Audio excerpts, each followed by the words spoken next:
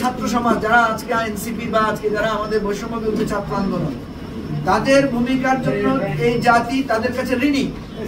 কিন্তু তারা যে রাজনৈতিক পরবর্তী পদক্ষেপগুলো করেছেন এবং যে সমস্ত বিতর্কিত বিষয়গুলো এসেছে, সেজন্য আমরা কিন্তু তাদেরকে একই সাথে সমালোচনাও করতে হচ্ছে। বিএনপি এই বিশাল সময় ধরে 17 বছর ধরে সবচাইতে বেশি নির্যাতিত দল।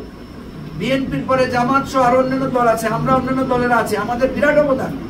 কিন্তু দেখা গেল আমরা এখন যেটা করছি, পরস্পরের সাথে যে এই কাজটা করছি, এটাকে কেউ সমর্থন দিতে পারে না। ফলে আমি যেটা বলছি, সংকটটা কেমন দেখেন, কারো যদি সবটাই দোষ হতো এটা আমাদের জন্য সুবিধা হতো, বা সবটাই গুণ হতো আমাদের জন্য ভালো হতো।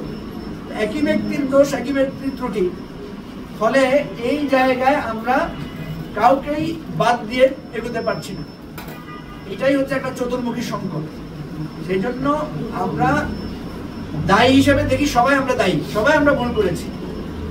আমাদের প্রত্যেকের যার যার ভুল আছে সেই ভুল সংশোধন করে আমরা যদি একটা জায়গায় না আসি, তাইলে আমাদের এই সংকট থেকে কেউ আমাদেরকে বাঁচাতে পারবে না, বরং আমরা আরো গভীর, গত 1 বছর আগে বা 9 মাস আগে আমরা যে গভীর সংকটে ছিলাম, সামনে আরো ভয়ানক গভীর সংকট আমাদের জন্য অপেক্ষা।